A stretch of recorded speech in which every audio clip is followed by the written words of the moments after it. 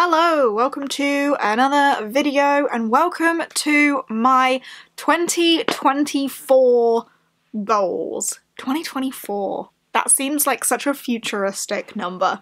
But yeah, 2024 goals. Now, this is the first video of my end of year, start of year content that I'm making. So at this point, I have not looked back at my 2023 goals, what I set, how I performed with those, etc. So this is really just an unprepared sort of, these are the goals that I want to set for myself without comparing myself to last year. This is just what I feel like I would like to focus on in 2024. And I think that's the way I want to set them this year. I don't want to look back at my last ones and think, oh, well, I failed at that, so I'm gonna do it again, or I didn't like that goal, so I'm gonna change it a bit. You know, I've just got myself a blank piece of paper, well, it was blank before I wrote on it, and just wrote down 10 things that I would like to try and achieve in 2024. So let's crack on with it. Most of these obviously are reading goals, so you are on a booktube channel. Anyway, number one is going to be my Goodreads goal, and this is one that I set pretty similarly most of the time now, and that is 100 books. 100 books for the year. I know I've achieved that over the last few years. The first time I achieved 100 books, I was very proud of myself.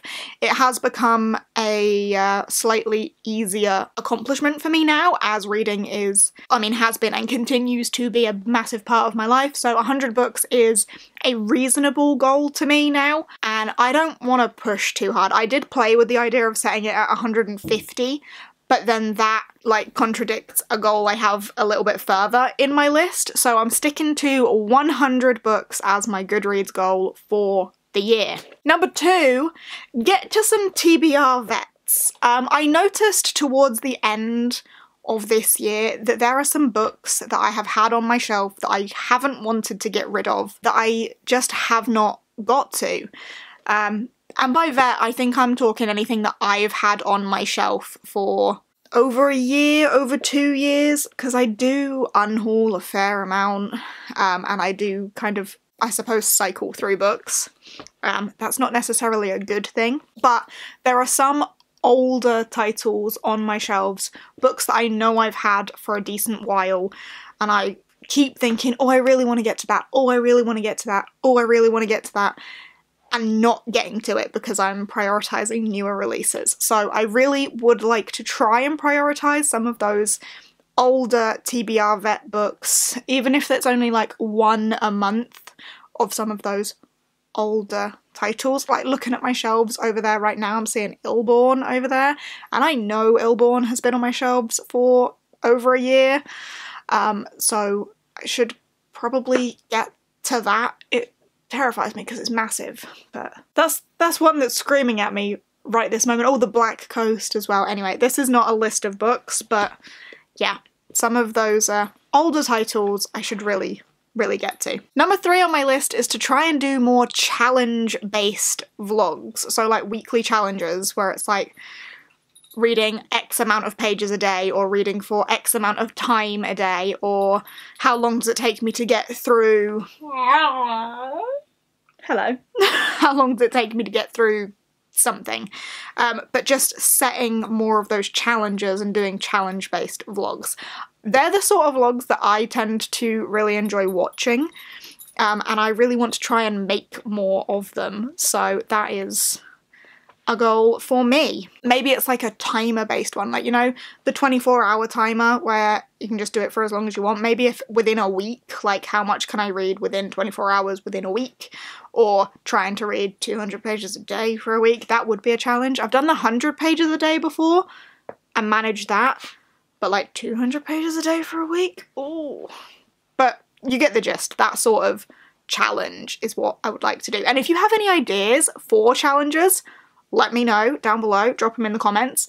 If there are particular challenge-based vlogs that you've seen others do maybe, or if you've just got an idea that you think would be cool for me to give a whack, pop it in the comments, because I do want to try and do more of those. Number 4 on my list is finish out some final books. Now, going into 2023, I didn't have masses of final books to get to, because I remember putting them in my final book support group jar. And now, towards the end of 2023, I am realising that there are some final books that I haven't been getting to. I've been, like, binging series in a way where, like, I start them and then just don't finish them. Like, I read the first book, I read the second book, I never get to the third book in a trilogy. And I need to fix that. So get to some of those final books. In the same breath, like, obviously continue prioritising series, but actually finish them. Book 1 and 2 and not reading book 3 doesn't count. I'm looking at you, Legacy series. Legacy of Ash, loved it. Legacy of Steel, loved it. Legacy of Light, still haven't fucking read it. Need to do that. I'm looking at you, Fury of a Demon, wherever you are.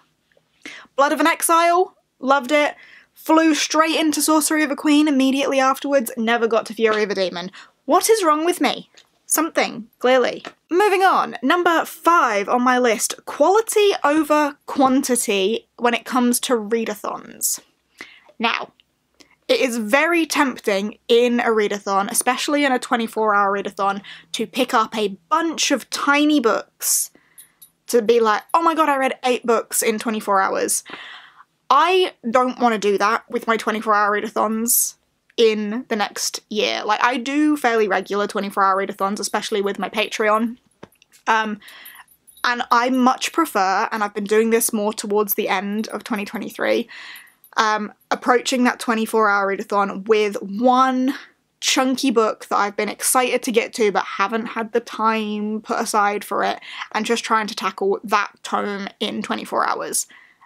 I found that quite successful. That's how I did the Forever Sea, for example. It's how I did Sword of Kaigen, and I really enjoyed that approach to a 24-hour readathon. So I think that's how I want to tackle most 24-hour readathons moving forward into 2024. I don't want to say all, because there are probably going to be some, like if I do one focused on middle grade, for example, where they're going to be smaller books and I'm going to get through a few more, or if there's ever one where I do a bunch of manga, for example. So I'm not going to say all, but for the most part, that's how I've enjoyed doing 24-hour readathons in the latter part of 2023, so I would like to take that forward as a goal. Quality over quantity in 24-hour readathons. Next up, this is one that I have tried in the past, I know I have, and has sometimes been successful and sometimes not, but I would really like to try to do a 3-to-1 book buying limit ratio. Like, for every 3 books I finish, I can buy 1 book. I feel like I'm in a better place to try that this year.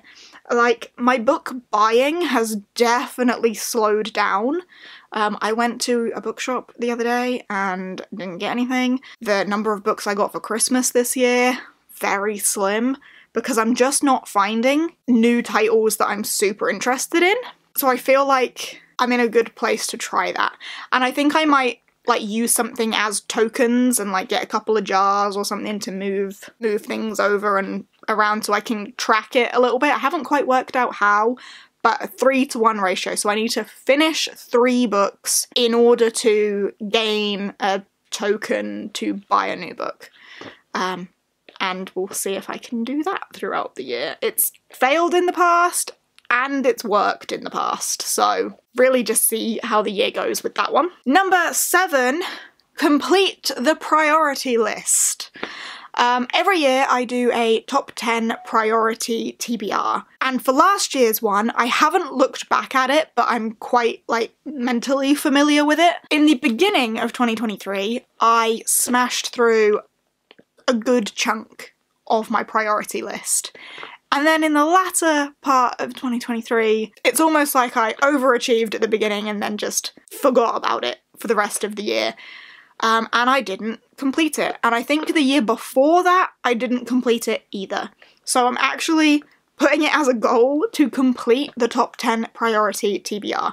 There will be a video coming shortly after this one, I don't know exactly when, but sometime after this one, there will be my 2024 top 10 priority reads. And spoiler alert, the ones that I didn't complete from 2023 will be on the 2024 list, so I must get to them. I'm excited about the things that are on there, so fingers crossed for that one. Number 8, which kind of contradicts number 7 because I've just said about TBR, but number 8, continue the mood reading.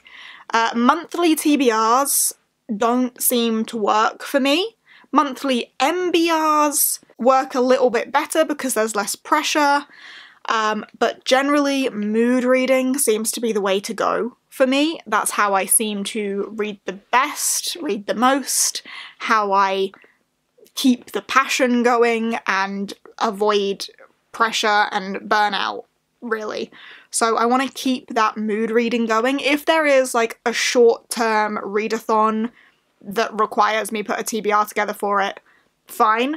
But I really would like to try to not fall into the trap of making TBRs because I don't read them. If I make a TBR, I ignore every book that's on it. Obviously, excluding short-term readathon TBRs because that links into that challenge element and the big priority for the whole year sort of TBR. But yeah, when it comes to monthly TBRs, nope. Let's keep the mood reading going. Number 9, make more content. I definitely feel like my content has come in waves this year. Has it been better than the year before? I don't know, but it's definitely come in waves, and that will happen when you've had some of the ups and downs of the year that I've had. I was unemployed for a while this year. A while in 2023, and I feel like then my content picked up because I didn't have a day job, or I suppose this became my day job because I am technically self-employed with this, but I also work a Monday to Friday office day job now. But yeah, when I was unemployed, my content really picked up, and then I started the new job and it's really dipped, and then I feel like I got into a bit of a rhythm, and then I got out of it again, and I need to find a balance. But I want to commit to more content and less of that me just vanishing off the face of the planet. Whether that will come in the form of weekly vlogs or other sit-down videos, I really don't know. But yeah, I would like to get better at content. I feel like there was a point in my YouTube life where I was okay at pretty regular content and it slipped. I think because YouTube isn't like my job, a lot of my mental energy and a lot of my priority goes to my actual job. And at the end of the day, YouTube is a hobby that I am very grateful for and am very lucky to have turned into what it is. And I often compare myself to other people who have a lot more time for YouTube because it is their sole job, you know? And I need to not make that sort of comparison because, as I say, I work a Monday to Friday full-time office job. I don't have all the time in the world, but I do want to get better at making more regular content. Hopefully. Hope that made a little bit of sense. But then goal number 10, and I think this is the most important goal for me, is to make sure that I'm enjoying it. Make sure I'm having fun with it. Make sure I'm still loving what I'm doing. Being passionate about it. Not just making content for the sake of making content and being miserable about it. Keeping the passion. And I think if I'm having fun, naturally those other things will follow.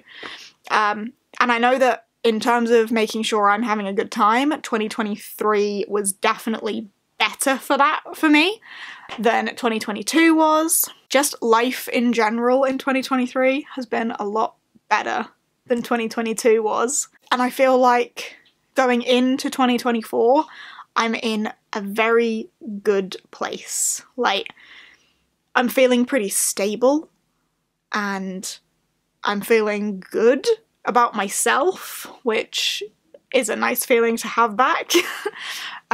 So I think just continue to make sure I'm enjoying myself and loving what I'm doing, keeping that positivity and that passion. Yeah. Although I've put it down as number 10, really, that's number 1. And there we have it. There are my 10 goals for 2024. Mostly reading goals, a couple of other things woven in there, but there it is. Fingers crossed for me with hitting those goals in 2024, and fingers crossed for you as well with whatever goals it is that you may have set for 2024. If you've got any that you want to share with us, let us know down below what your top goals are to complete in the new year. But with that being said, Happy New Year! I hope 2024 is absolutely fantastic for you, and I will see you in whatever comes next, which is hopefully going to be more regular. Bye!